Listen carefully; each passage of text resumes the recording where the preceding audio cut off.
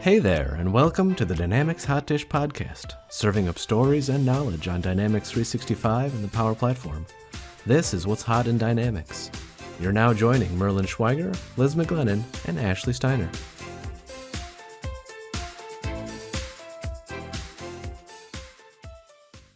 Hello, everybody, and welcome back to Dynamics Hot Dish. Today, we're talking about spring release new features in field service, and we have with us a special guest, a former colleague of mine, and just an all-around great guy, Bill Kern. He's the field service practice director for PowerObjects, an HCL Technologies company. So welcome to the podcast, Bill. It's great to have you. Thank you. It's great to be here. Excellent. So just to start out, I guess, since you are, obviously you have a very important sounding title regarding field service, I'm curious to know a little bit about your journey to, like, how did you get to where you are and how did you get into field service? Sure.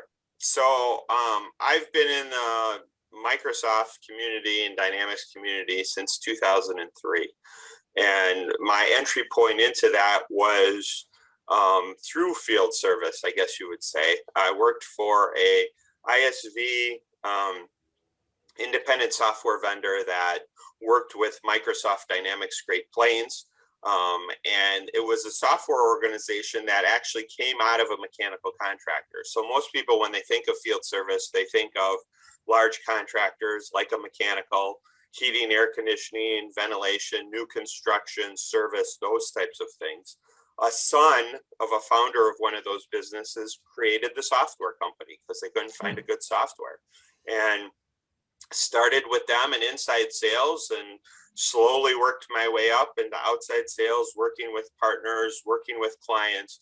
And the nice thing about it was a small enough organization, and the founder and the owner was very passionate about selling that we almost get mentored by him on different sales and different opportunities, and saying, don't forget to ask this question. Don't forget to ask about preventive maintenance. Don't forget to ask about what kind of technicians. Don't forget to ask about all of those things, which grew. And obviously just over time, for doing that and doing that with them, really kind of gained my knowledge. And then joining the PowerObjects team in I believe it's probably 2016, 2015. Yeah, 2015. It'll be almost 6 years in August. And just continuing to do that and working with different organizations. So it's been 18 plus years, I guess, in the Microsoft community, and just happening to come out of an organization which concentrated on field service and talking with all those people that need it, require it, and use it. Nice. I think that might actually make you unique in our guests, in that you started in field service and then sort of like moved into the Dynamics like CRM space. I feel like everybody else started as a little more like generic and then started to specialize in field service. So Sure. Yep. Yeah, I always knew like Great Plains and financials and things like that. So then coming over, doing things with the CRM space or that a little bit and leveraging it, but really jumping in when I joined the PowerObjects team. Interesting. Do you find that coming from like the ERP space has helped you with field service? Because I feel like field service connects more to ERP and bridges the gap. So I think that having that kind of background would be helpful. Absolutely.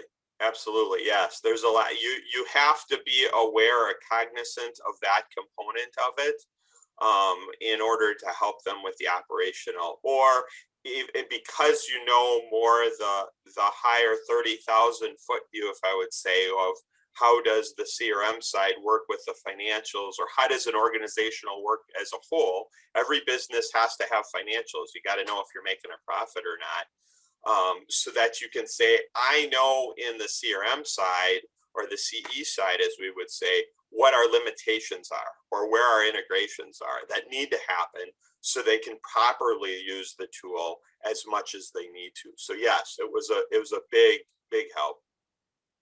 Interesting. So in one of our previous podcasts, we talked about kind of SMB options for field service, and it was brought up that if field service and CE is maybe too much for a smaller organization, that like ERP or maybe an ERP plus an add-on like Key to Act, for example, is a valid option. Do you have any experience with any of those or any thoughts on that?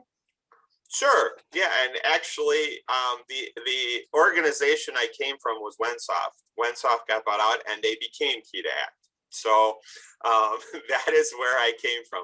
But yeah, you get those types of organizations. When I say you're really thinking about field service, and you're looking at it maybe from a smaller SMB type of organization or things like that, it's, hey, do we stay on QuickBooks? Do we look at is GP better for us, or small business, or things along those lines? But what do you really need? And I always say the heart of field service is really the scheduling.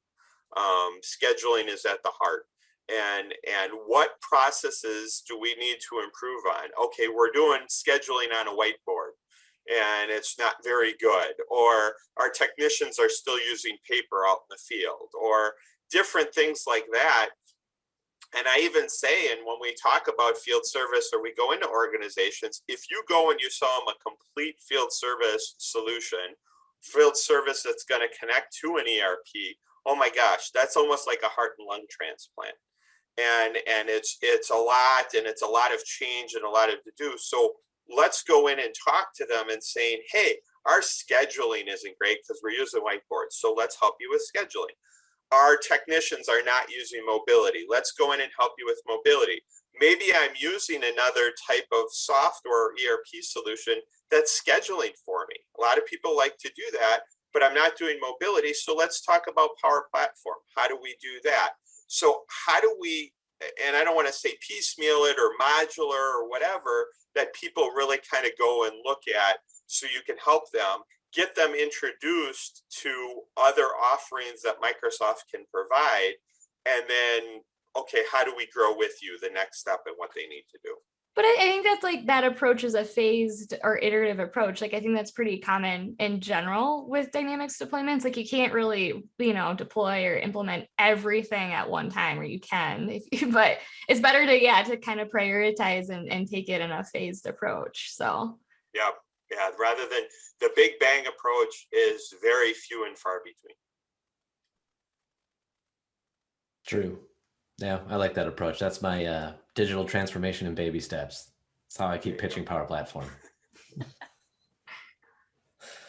I guess that might be a good segue into actual field service, and the true topic of the day is the new features in the spring release. So, and Merlin, I have to correct you. We're supposed to call it Wave 1 now. Sorry, because Wave 1. It's only like in the Midwest, in the coast, the North Coast, like the Northeast and the Northwest, that I think we have seasons that actually fall into like fall and spring.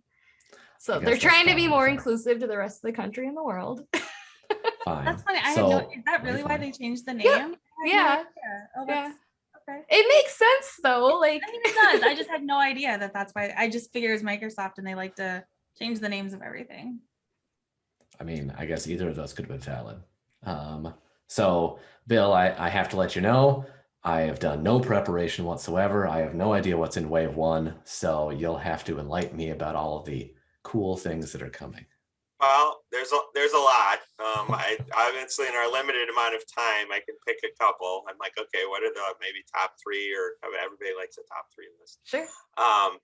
But they have, you think about scheduling at the heart, you have technicians, you have how do you interact with your clients, all of those different things that they're doing that they're constantly enhancing and working on. One of the big pains that we hear from our clients and prospects in the field service world is training those new technicians, older technicians retiring and leaving, and having the new technicians come in. And you talk about technology like remote assist and other things that are helpful. Well, one of the little keys and pieces is adding knowledge base. We always think of knowledge base with customers, but letting that knowledge base component be part of mobility so that you can surface up a knowledge article for the technicians to leverage and give them step-by-step on how to resolve the issue. So that's cool. That's something that's in there that they're adding. The schedule board, which I talked earlier about, which is the heart of field service that we always think about, how they were improving, and they continue to improve the schedule board and reach, I guess you would say, parity with the current one. And they created the new one to improve performance and do things. Well, now they've added the map to the newer schedule board, quote unquote. But in the map, they have pictures of the technicians. So you see them, you don't just see a dot, you actually see the little person's face if you've got that, which is pretty cool. And doing more things relative to, you can even connect with clients and say, hey, where are they? And the old kind of glimpse idea or things along that line in tracking and some things along there. And then the other one I'm really excited about, even though it's kind of version 1.0, but it's coming, that we've always heard and people ask, is self-scheduling. Is how do my clients go ahead and go into a portal or go someplace and say, I want to pick this time for you to come do the preventive maintenance work maybe, or just come and help me, or what have you there. And everything that's surfacing up the right times based on the people that can help, that have the right skill set. And then when you click and complete it, that you can go ahead and get Power Automate automatically get a notification. Yes, you're confirmed. Here it is. And there isn't a lot to it. I said the devil was in the details when they said they were going to come out with it. But once again, as version 1 and moving towards that and listening to what us as partners and clients are asking for and doing that, that's an exciting feature and this exciting step forward. That's huge. That the last one, especially, I mean, every customer wants to move to a self-service model. I know that a lot of customers don't want to work with a company if they can't go in and, submit their own tickets or submit, hey, I need something this time, or pay my bill online, just all of that idea of self-service. So I think that's actually kind of huge. I wish that all the companies I did business with did that, so I didn't have to call and wait on hold. Same. I think it's a pretty normal expectation these days, especially with younger generations. That's what I was going to say. Absolutely. It's becoming a cultural norm, and being able to say, hey, we're not dealing with, or we might not be dealing with this generation, 70-year-olds, 80-year-olds, 60-year-olds. We're going to deal with 20-somethings, 30-somethings, 40, what have you. And everybody's on their phone. Okay, how can I do it? Yes, I don't want to call you. I want to chat. I want to do something online. How much can I do myself? And thinking about that, and how are you servicing those customers to be able to do that and facilitate that. That's exciting. Yeah. So everything you mentioned, is that all available right now? I know with the releases, it's kind of like a rolling 6 months, or some of these things like things that people are gonna have access to maybe later this summer. There's a number of things as we do our demonstrations and bring up our solutions that they're there, we're seeing, we have access to. There's and I can't tell you as far as the exact list or whatever, the little check marks, GA, GA. Yeah. Some of the things I talked about, they might not necessarily be in GA yet. Okay. We've seen them in preview. We're able to show and give them a visual view of it. Yes, with wave 1, they always said wave 1 was through, I believe, July, maybe even to the beginning of August. We all know engineers and promise dates and stuff. If you don't see it today, it is coming. And we can say it is coming because we've seen it and we've demoed it. So that's usually a good sign, rather than, oh, something's coming, but we haven't seen anything about it yet. If it's in preview, it's promising. It'll get there eventually. Pretty good. Yeah. Yes. We'll post that article in the show notes too as a resource. Yeah, man, I'm actually quite excited about that self-scheduling thing. I am literally at the moment putting off calling my HVAC people to schedule my AC tune-up for the spring, even though now it's basically summer. Do you think your HVAC company is using Dynamics though? Oh, I bet they're not. I'm certain that they're not, but it would be great if I could say, guys, you should consider buying Dynamics Field Service, because then you could use this feature, and I personally, as your customer, would love to have it. Make your life so much easier. I know. I mean, that's true though. I think you touched on it there, is like the generation change, as more people in their 20s, 30s, and 40s. I mean, they grew up with technology, and they're the ones that are now buying homes and, owning the, things like that. And so I just think that's I know we all kind of got stuck on that one, but that one is going to be a game changer, I think. I think the knowledge articles and that assist to the techs in the field though, like as the technicians are turning over too, like that's another shift and they have less experience. And so supporting them, if they're newer in their career, I think that is like a big win though as well. And something we didn't really chat about that Bill brought up. It is because, and I bring it up because even in the 20 years, 18 plus years, that's been a challenge every year, all the time. We don't, how do we train our techs? How do we get our we got this guy who's 65, 70, gal, whatever, that have been with us for 40 years. And I always say, how do they do for those Trekkie fans, a mind meld or what have you, to transfer that knowledge to those newer techs? And it's a challenge for them. And if we can address that, and we can address that with dynamics and the features and functionality. And okay, does the competitors have it or don't they? I'm not completely up on all the different competitors that we run into, but hey, we have this. This is something we hear from you guys day in, day out, day in, day out. Here's how we can solve that issue. And that's key. So yes, in doing that, I said, and it's a good feature for, we were talking SMB before, for those smaller ones to say, hey, I don't have the money to invest in remote assist or a HoloLens or the nth degree of it. Do you have a more my speed, my size organization help with this? Yes, here we go, Mr. and Mrs. Customer. This is what we have. Do you feel like it's ever a challenge where the customer, I mean, that information is probably like in people's brains and their heads of those experienced techs. Like, is there ever a barrier of it's just not documented anywhere and that's a process that the organization needs to go through in order for that to actually help? Or have you not really found that as a pain point or like an area of pushback when you pitch that? Tribal knowledge. Yeah. Tribal knowledge is a big issue. Yes. I'm going to be selfish as an older tech. I have the experience. I have the knowledge in my head that makes them not push me out the door because, or pay me a certain wage or push me out the door easier because that's in my head. That's not in anybody else's Yeah, they head. don't want to be replaced before they're ready, or it's just a lot of work. So like document that. Yeah, you got to think about the human component of it as well as the process component of it. And what's there. Although you get manufacturers and different things are providing and sharing more documentation or more things so they can create those types of learnings. That's fair. Just as a casual aside, just because I'm curious, have you seen that much traction in field service on remote assist and with the HoloLens? I haven't seen as much on remote assist. We are starting to see HoloLens a bit more with guides and with training. Oh, okay. It's more with larger organizations, obviously. Yeah. And I will say that because people were always like, oh, this is cool. Oh, this is neat. And that was 2019. And then obviously the pandemic hit and they're like, we got to ramp this up fast. There's a client we have now that we can't have the trainers stand behind somebody at a facility and do that.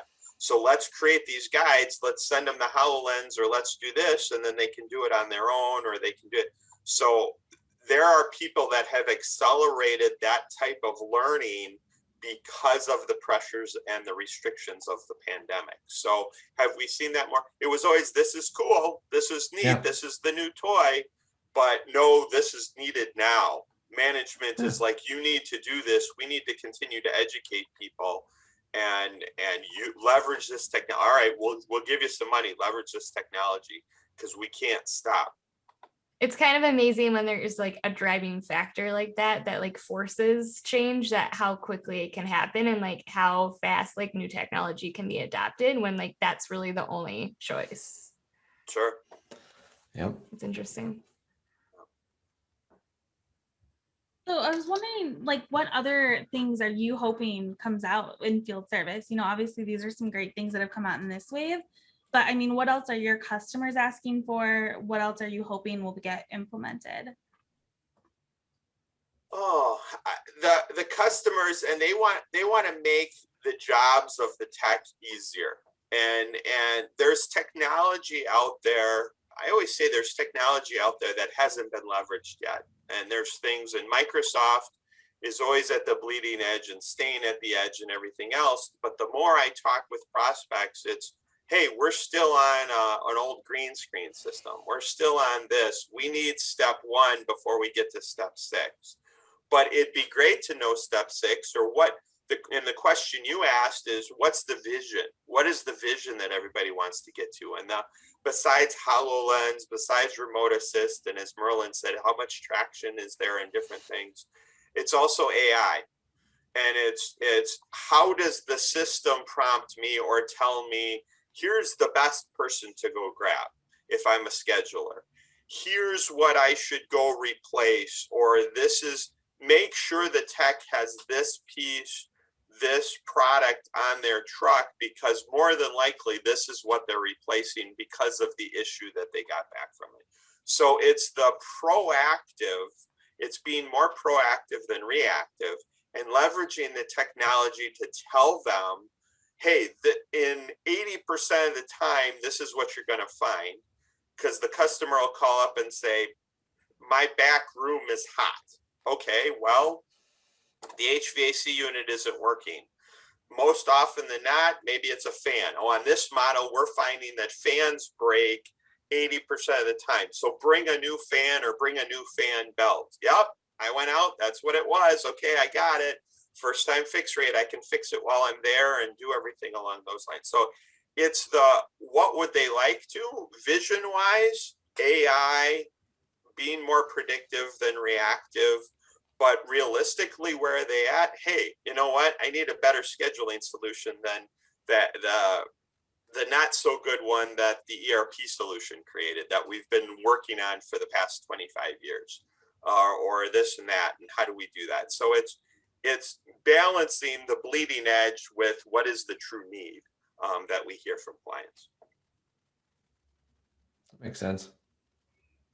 Yeah, I feel like there's a lot of the Microsoft sales pitch is always, look at these cool new shiny toys. And at the end of the day, there's a lot of just like, yeah, but I'm still using paper. So, but the vision is like what excites people though. And I Yeah. think it convinces them to like make the commitment, like the resources, the time, the money to like to do step 1. Like step 1 is maybe not as exciting or isn't going to save you as much from a cost perspective or increase automation or whatever, or efficiency. But like, you know that if you start step 1 and 2, someday you can get to that end result or that vision. It's just that keeps progressing out kind of indefinitely. But I think without that, like, yeah, like the fun stuff like that, like people might not want to do a project like this, or it'd be harder to convince them. Yeah. Not right away. Right, But yes, right. the They're gonna vision delay longer. eventually. And it's what the clients and the prospects need to think about when they're making that selection, as there's a lot of solutions out there, and you look at the Gartner reports and everything is there, is how much money is the solution you're buying? What are they putting in there? We always talk about, as a group here, we obviously sell Microsoft, and the 800-pound gorilla, or whatever you want to call it, how many millions, if not billions of dollars that Microsoft pours into their solutions, and even field service, in the little niche that it is as part of the dynamic CE portion, to stay ahead, catch up, leapfrog, do all those things that you got to say, okay, I can be on this solution for 20, 30, 50 years, as compared to, okay, I'm going to stay on this old niche solution and I'm going to customize the heck out of it and I can't upgrade. And that whole platform story that we've always all talked about. Yeah, it might be like cheaper for like a year or 2, but long term, is it the right decision? And then you find out it can only run on like an XP machine, and then Windows, stops on Windows 7 and only in Internet Explorer. Awesome. Yep. Cool. Well, Bill, any other thoughts? Anything else that you want to share about like the space of field service? Any cool things that you're seeing? I think, and really with field service, and as I said, from my beginnings, from the beginning, is I always thought in terms of contractors, mechanical contractors, those types of things, and people that are going to replace and fix an asset.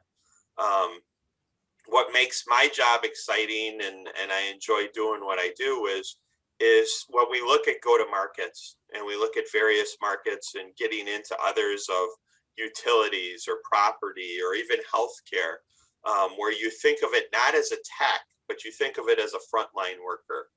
And healthcare is getting hotter and hotter. Obviously, healthcare is at the front of all of our minds because of COVID. But how you're thinking of how do we schedule that nurse or the home healthcare person to go see somebody? Can we leverage components of field service? Absolutely, yes.